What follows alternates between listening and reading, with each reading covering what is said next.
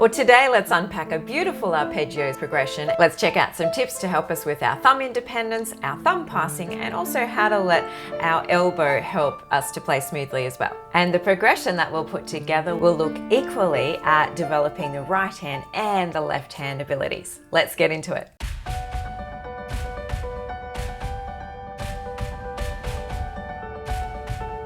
Hi there, I'm Kylie and I love to share easy tips and tricks to inspire you to learn the love of music here on piano. Whether you're a newbie or you're returning to a previous love, let's get into it today with this beautiful progression. And if you enjoy the content, then please subscribe and share this video link on with your friends.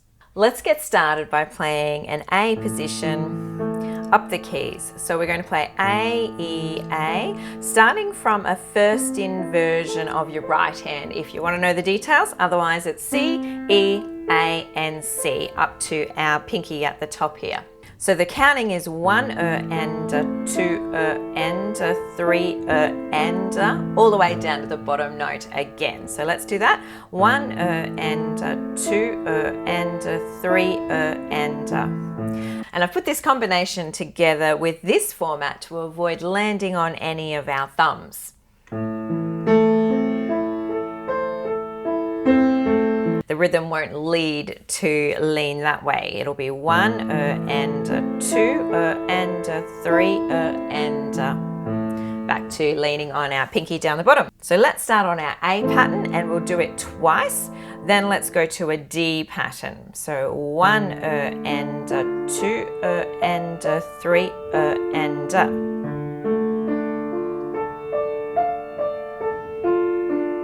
So we'll do that twice as well, up to an F pattern, pinky 2 and 1 again. And again, 1 and 2 and 3 and then finishing on the E. This one we're going to start on our 2 finger, 1 and 2 and 3 and other notes and the counts. Then let's look at this right hand here. So I just thought we would introduce one thumb pass to begin with. We want to be careful not to drop our hand on our thumb when we change it over. So if we look at just a 3-note little pattern, let's look at keeping our thumb doing its work, going all the way under and also not dropping down on our thumb there. Give it its own little lift and play. Sometimes I call this a thumb stomp, so that we get our thumb really doing its own work there.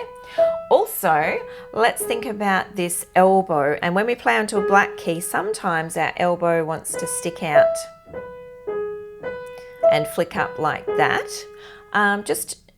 Let's just be mindful of keeping our elbow just relaxed and just float it out slightly beside your body here. We don't want to keep our elbow down here because then we will want to kind of flick it out to help us sometimes. So just keep it out just slightly to help it float. And here, if you touch your wrist, we can watch that we're not doing all this kind of up and down movement there. So 1, 2, 1, 2. If we join it together into the full E again, 1, 2, so up to the 4th finger up the top, 2 finger, 1, 2, 4. And then we'll return the pattern back to our A again.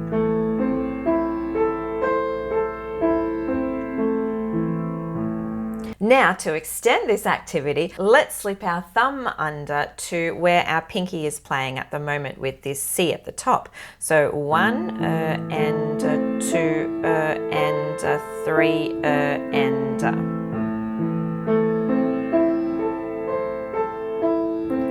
D pattern. And again, thumb under, F,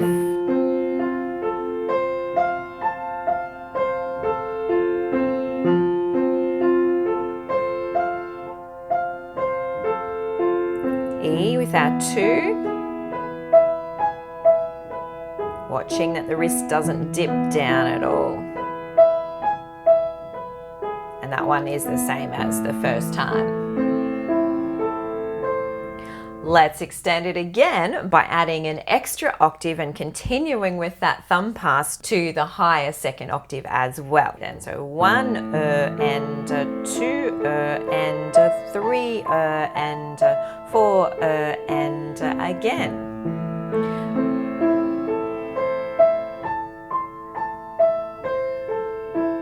So you'll notice with the extra octave, we've added an extra beat. We don't replay these left hand notes as part of the pattern. Only do it on the way up, right hand, back, new pattern to the D.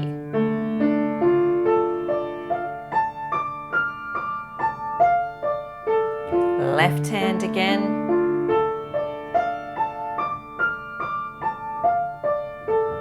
So now to the F pattern. Second octave, and repeat, left hand, joining all your fingers now to the E pattern, black key, finish on the black, turn around, and again.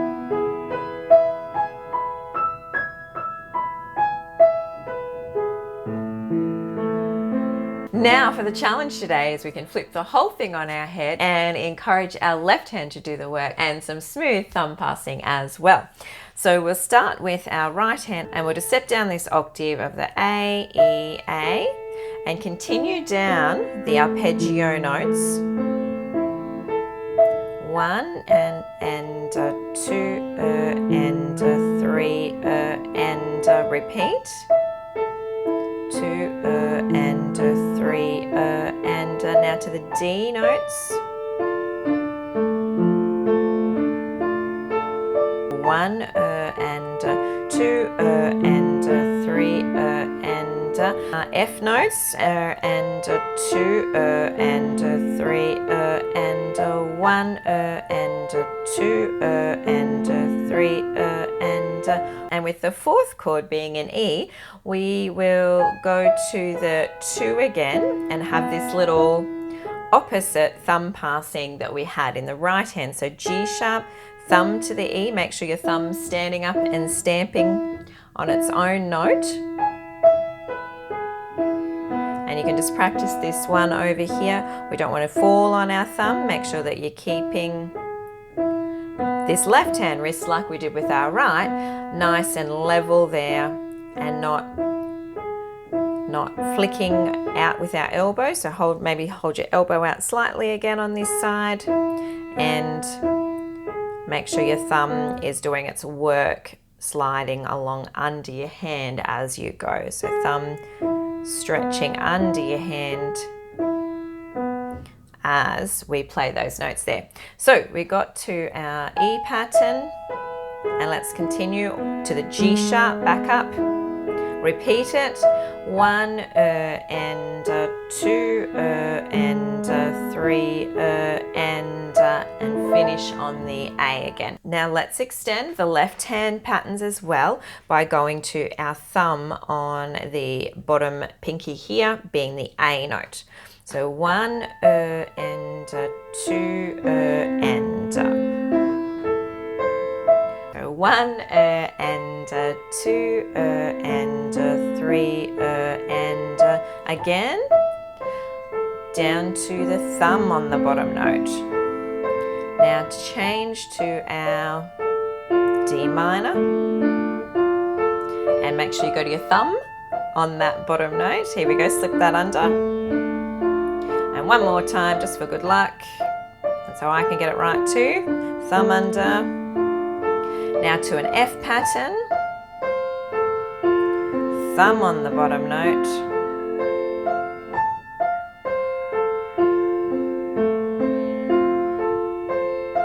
E pattern, black key.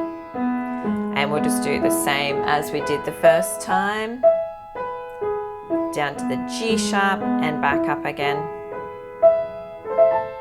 Something I was thinking of mentioning before as well, just to watch that if you add the pedal, add just tiny dabs of pedal in the very top part of the action. We don't want to slam the pedal to the floor and have it very over pedaled. Some of my recording is coming out quite heavily pedaled too. So let's just be mindful of keeping our pedal right in the top part to aid the legato sound and the beautiful ringing tone, but we don't want to have everything too blurry or too heavy there. So let's extend this pattern now down with the left hand over the 2-octave arpeggio. So with our right hand, let's continue playing A, E, and C and go down with the left hand all the way over the 2 octaves now for that arpeggio.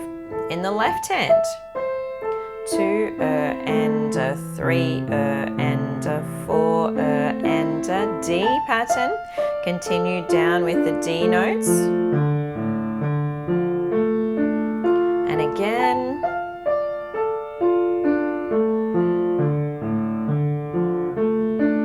Now F notes.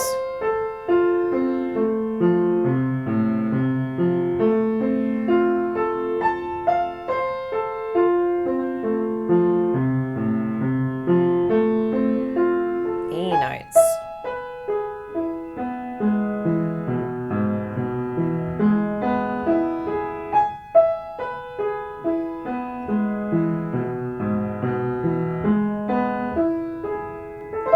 Have a go at playing your arpeggios full and loud, or you might like to practice them quite soft and lightly. You might like to shape them from soft to loud as well.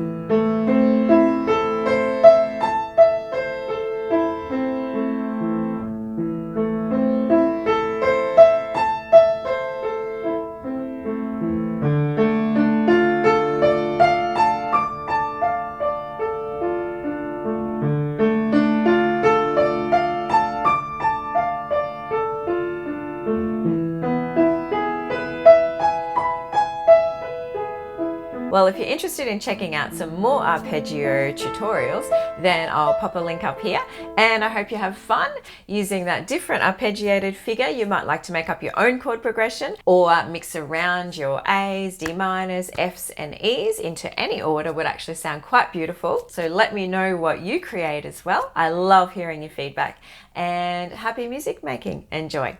Ta-da.